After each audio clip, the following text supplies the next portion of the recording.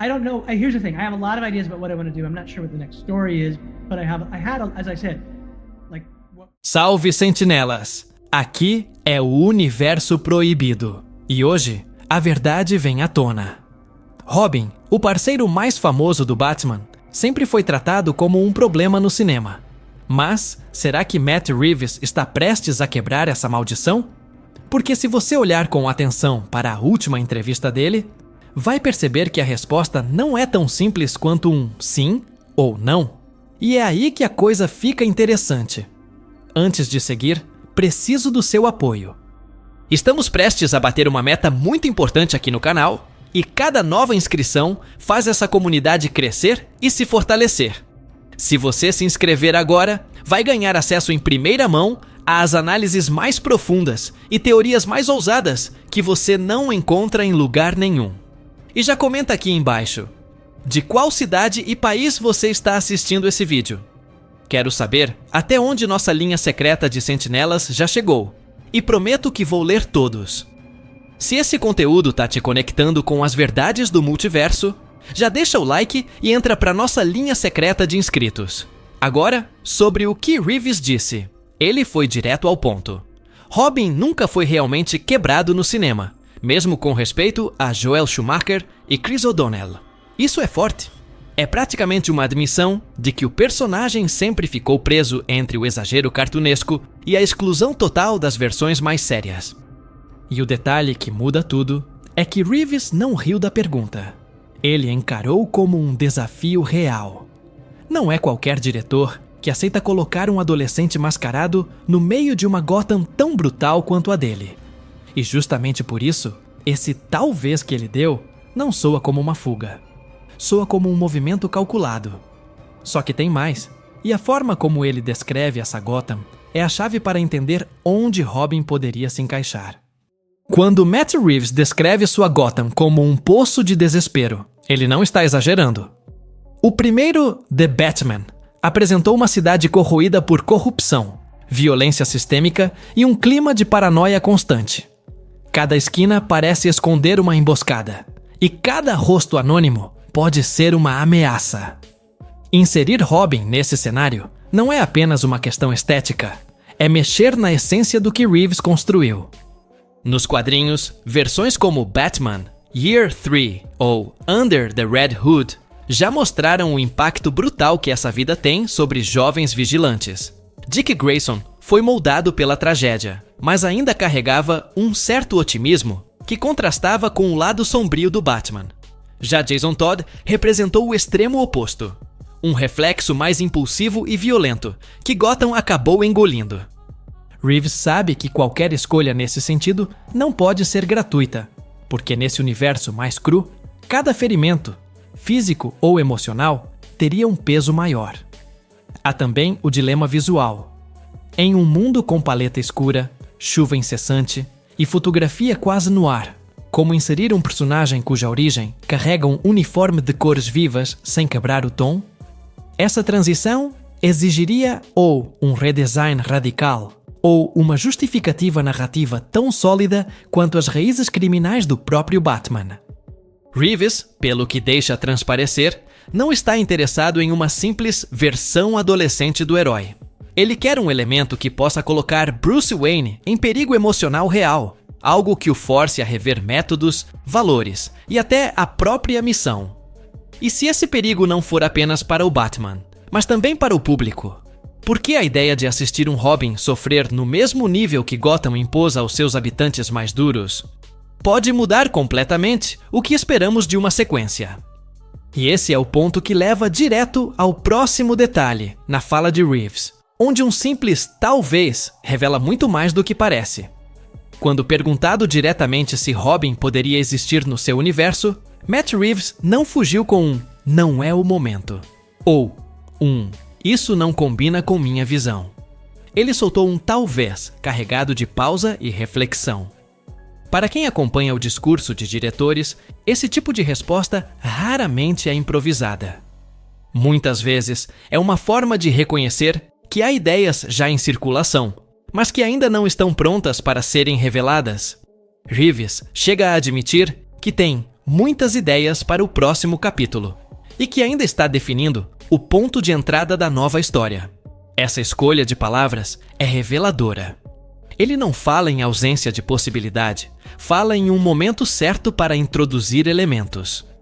É a mesma lógica que vimos quando a subtrama do Pinguim surgiu a partir de uma brecha narrativa no primeiro filme. Ou seja, Reeves trabalha como um arquiteto que espera o cenário perfeito antes de inserir uma nova peça. O tom da entrevista também indica um cuidado com a construção de expectativa. Em vez de negar, ele reforça que qualquer adição ao elenco principal precisa servir para colocar o Batman em perigo emocional. Essa ênfase nos riscos psicológicos reforça que, se Robin aparecer, não será para repetir a relação mentor-aprendiz leve das animações ou das versões mais camp dos anos 60. Será um relacionamento moldado pelo trauma e pela tensão, como já vimos em arcos mais sombrios dos quadrinhos, onde a presença do parceiro acaba expondo fragilidades que o próprio Bruce tenta esconder. E é justamente nesse contraste entre a imagem do Robin otimista que muitos têm na memória e a possibilidade de um personagem quebrado pelo próprio cenário que Reeves pode estar plantando a sua maior reviravolta. Mas para entender de onde vem essa visão, precisamos olhar para a influência direta que moldou a forma como ele enxerga o personagem. Quando Reeves menciona que cresceu assistindo ao Batman de Adam West e ao Robin de Burt Ward, ele está revelando mais do que uma lembrança de infância. Está mostrando o contraste entre o tom leve e quase ingênuo daquela versão e a visão crua que ele construiu para The Batman. Na série dos anos 60, Robin era colorido, entusiasmado e sempre pronto com frases de efeito. A Gotham era quase um parque temático, onde o perigo existia, mas sempre envolto em exagero e teatralidade. Esse passado é relevante porque demonstra que Reeves entende o valor cultural do personagem. Ele não o trata como um peso ou um acessório descartável. Ao contrário, ele reconhece o fascínio que a dupla dinâmica exerce, mas sabe que qualquer tentativa de trazer esse espírito para o presente teria que passar por um filtro muito mais sombrio. É a mesma transformação que o próprio Batman sofreu em obras como The Dark Knight Returns, de Frank Miller, onde a figura do herói é confrontada com violência realista, dilemas morais e um mundo que não perdoa. O desafio é encontrar um ponto de equilíbrio entre essas duas influências. Reeves não parece disposto a simplesmente copiar o Robin das HQs mais leves, mas também não quer apagá-lo da mitologia. A referência à sua infância indica que ele reconhece o potencial narrativo de inserir um parceiro jovem para o Batman, mas em um contexto onde essa presença tem peso dramático e consequências visíveis. É um pensamento que ecoa a forma como adaptações modernas reimaginam figuras clássicas, preservando o símbolo, mas alterando a forma como ele se manifesta no mundo. E é nesse ponto que surgem as perguntas inevitáveis. Se Robin entrar nesse universo, qual versão faria sentido? E, mais importante, qual delas conseguiria sobreviver em uma Gotham como essa? Se Reeves realmente decidir incluir Robin, a escolha da identidade não será apenas uma questão de preferência do público, mas de coerência com o tom da narrativa. Dick Grayson, na sua fase inicial, poderia oferecer um contraponto de humanidade ao Batman, mas para isso precisaria ser retratado de forma mais vulnerável e menos acrobática do que nas versões clássicas. Jason Todd, por outro lado, traria uma tensão imediata. Nos quadrinhos, sua impulsividade e desconfiança levaram a tragédias marcantes, como a sua morte nas mãos do Coringa em A Death in the Family. Esse arco se encaixaria com perfeição no clima de perigo constante que Reeves construiu. Tim Drake também é uma possibilidade plausível, principalmente se a ideia for introduzir um Robin mais analítico, capaz de funcionar como extensão da mente investigativa de Bruce. A vantagem aqui é que Drake permitiria explorar tramas de conspiração e dedução, fortalecendo a faceta de detetive do Batman, um aspecto que Reeves já mostrou dominar no primeiro filme. A presença de Robin não precisaria ser de imediato a de um combatente pronto. Reeves poderia optar por um personagem que começa à margem, envolvido em uma subtrama paralela, talvez ligada à expansão do submundo criminal que veremos na série do Pinguim. Esse tipo de introdução lenta daria tempo para o público criar conexão emocional, ao mesmo tempo em que serviria de gatilho para as ameaças emocionais que o diretor mencionou. E há ainda a questão estética e simbólica. O traje, as cores e até a postura corporal de Robin precisariam dialogar com a fotografia opressiva e o design urbano da Gotham de Reeves. Um uniforme mais tático, com tons fechados, poderia preservar o ícone sem quebrar a lógica visual. Isso permitiria que Robin funcionasse não como um elemento deslocado, mas como um reflexo distorcido do próprio Batman. E se essa reflexão vier acompanhada de uma narrativa de perda ou sacrifício, o impacto pode ser ainda maior. Mas existe uma possibilidade mais ousada, e ela talvez já esteja sendo preparada, de forma quase invisível, desde o primeiro filme. O mais curioso é que, ao analisar o discurso de Reeves, fica claro que ele já pensa a longo prazo. No primeiro The Batman, pequenos elementos funcionam como alicerces narrativos para expansões futuras. A série do Pinguim, por exemplo, vai explorar o vácuo de poder que Reeves mencionou. E isso pode criar um espaço natural para a entrada de um personagem jovem, atraído pelo caos ou até moldado por ele. Esse tipo de inserção indireta é algo comum nas HQs.